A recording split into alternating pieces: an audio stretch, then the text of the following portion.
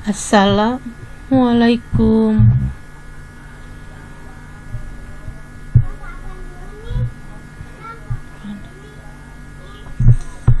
Assalamualaikum warahmatullahi wabarakatuh. Hello grade 4. Apa kabar kalian hari ini? How are you today? Tetap sehat dan semangat ya nak. Masih belajar bersama Bu Ros. Kali ini kita masih di tema 3, peduli terhadap makhluk hidup. Subtema 2, hewan di sekitar rumahku. Materi muatan pelajarannya adalah IPA dan IPS. Yuk kalian siapkan buku tematik 4B kalian ya di subtema 2 pembelajaran 3. Oke. Kita masuk ke bagian-bagian tubuh hewan dan fungsinya. Nah, di sini ada gambar ikan. Bagian-bagiannya ikan itu ada ekor, ada mata, ada insang ya, ini lapisan insang, ada sisik ya, ada sirip. Nah, ini ada mulut ya. Lalu apa sih fungsinya? Nah, sisik fungsinya untuk melindungi tubuh ikan dari serangan musuh. Kemudian ekor fungsinya untuk bergerak dan mengubah arah gerak ikan. Kemudian sirip fungsinya itu untuk mengubah arah ikan mau ke kiri atau ke kanan, mau ke atas atau ke bawah. Dan penutup insang yaitu fungsinya untuk melindungi insang pada saat menyedot oksigen. Nah, jadi ikan itu bernafas menggunakan insang. Oke. Lanjut kita ke bebek. Nah, ini si bebek. Bebek merupakan hewan yang hidup di darat. Namun bebek biasanya mencari makan di daerah perairan. Bebek berkembang biak dengan cara bertelur. Lalu bagian tubuh bebek antara lain adalah kaki bebek. Nah, ini kaki bebek dilengkapi selaput ya. Nih, kaki bebek itu berselaput. Ya, gunanya apa? Agar ia memudahkan dia untuk berenang di air dan berjalan di lumpur. Kemudian paruh. Nah, nih mulut bebek itu namanya paruh. Paruh bebek berfungsi untuk mengambil makanan. Paruh bebek itu bentuknya pipi dan panjang. Gunanya untuk mengambil makanan yang ada di dalam lumpur. Makanya bentuknya pipi ya dan panjang. Mata bebek. Nah, ini mata bebek. Mata bebek berguna untuk melihat benda-benda di sekitarnya. Kemudian sayap bebek berfungsi sebagai alat keseimbangan. Saat bergerak cepat, sayap bebek dikembangkan agar tubuhnya tetap stabil. Kemudian bulu bebek. Bulu bebek itu untuk menjaga kehangatan tubuh. Pada bulu bebek terhadap lapisan anti air yang membantu bebek tetap kering walau berenang di air. Nah, lapisannya seperti lilin. Jadi saat dia berenang di air, fungsinya supaya dia tetap kering dan bisa ngambang saat di air. Kemudian kaki bebek berfungsi untuk bergerak. Ketika di darat, fungsinya untuk berjalan. Ketika di air, fungsinya untuk berenang. Pada kaki bebek terdapat selaput yang berguna sebagai alat perenang dan membantunya ketika berjalan di atas lumpur agar tidak mudah terperosok atau jatuh. Kemudian burung. Nah, ini bagian-bagian burung. Salah satu contoh hewan peliharaan yang sering kita temukan di rumah adalah burung. Burung dipelihara karena suaranya yang merdu. Suara burung bermacam-macam sesuai dengan jenis burung tersebut. Burung memiliki bagian tubuh antara lain sebagai berikut. Paruh. Nah, ini paruh ya. Paruh burung berfungsi untuk mengambil makanan. Paruh burung sesuai dengan jenis makanannya. Kalau yang burung elang ya, paruhnya beda ya. Ini burung apa? Burung dara ya. Oke. Lanjut ke sayapnya. Nah, ini sayap. Sayap burung berfungsi untuk bergerak saat ia terbang. Ya, dengan cara mengepakkan sayapnya. Ekor burung berfungsi untuk menjaga keseimbangan burung saat terbang. Sedangkan cakar berfungsi untuk mencengkeram mangsanya, yaitu seperti pada burung elang. Dan untuk bertengger di dahan seperti burung pipit. Kemudian mata. Mata burung berfungsi untuk melihat benda-benda di sekitarnya. Bulu burung berfungsi untuk menutupi tubuhnya dari udara di sekitarnya. Bulu melindungi burung dari hawa dingin dan hujan. Kemudian ada kucing. Nah, ini kucing. Kucing dipelihara karena gerak-geriknya yang lucu. Selain itu, kucing dipelihara untuk menjaga rumah dari gangguan hewan, ya, seperti tikus yang sering mengambil makanan yang sering kita jumpai. Kucing berkembang biak dengan cara beranak. Jenis-jenis kucing yaitu ada kucing Anggora, kucing Siam, kucing hitam. Nah, lalu bagian-bagian yang terdapat pada kucing adalah satu, mata. Mata kucing berfungsi untuk melihat, sama seperti hewan yang lainnya. Mata kucing juga dapat menyala di tempat yang gelap.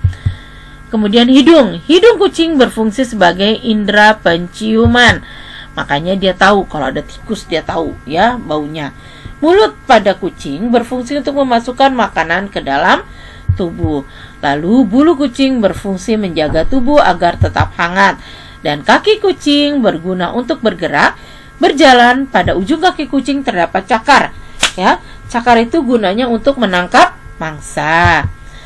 Dan ekor kucing berguna untuk keseimbangan saat bergerak. Nah, itu adalah bagian-bagian tubuh kucing dan fungsinya. Kemudian ada ayam. Nah, ayam merupakan hewan yang berkembang biak dengan cara bertelur. Ayam dipelihara untuk diambil telur maupun dagingnya. Ayam termasuk hewan pemakan segala, baik tumbuhan maupun hewan lainnya.